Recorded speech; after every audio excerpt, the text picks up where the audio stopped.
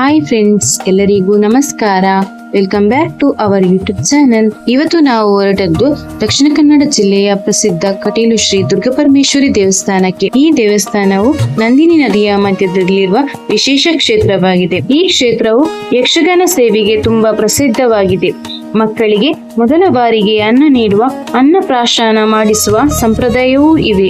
ಈ ಕ್ಷೇತ್ರದ ಮತ್ತೊಂದು ವಿಶೇಷ ಆಕರ್ಷಣೆ ಎಂದರೆ ಇಲ್ಲಿನ ಆನೆ. ಅಮ್ಮನವರ ದರ್ಶನ ಪಡೆದು ಅಲ್ಲಿರುವ ಆನೆಯನ್ನು ನೋಡಲು ಹೋದೆವು. ನಾವು ಹೋದ ಸಮಯದಲ್ಲಿ ಆನೆ ಅಲ್ಲಿ ಇರಲಿಲ್ಲ. ಅಲ್ಲಿಂದ ನಾವು ಮನೆಗೆ ಹೊರಡುವಾಗ ದೇವಸ್ಥಾನದ ಹತ್ತಿರವೇ ಅಚ್ಚರಿಯಾಗಿ ನಮಗೆ ಆನೆ ಕಾಣಿಸಿತು. ಹೀಗೆ ಇಂದು ನಾವು ಈ ಪವಿತ್ರ ಕ್ಷೇತ್ರಕ್ಕೆ ಬಂದು ದುರ್ಗಾಪರಮೇಶ್ವರಿ ಅಮ್ಮನವರ ದರ್ಶನ ಪಡೆದು ಸಂತೋಷ ಮತ್ತು ಮನಸ್ಸಿಗೆ ನೆಮ್ಮದಿಯಾಯಿತು.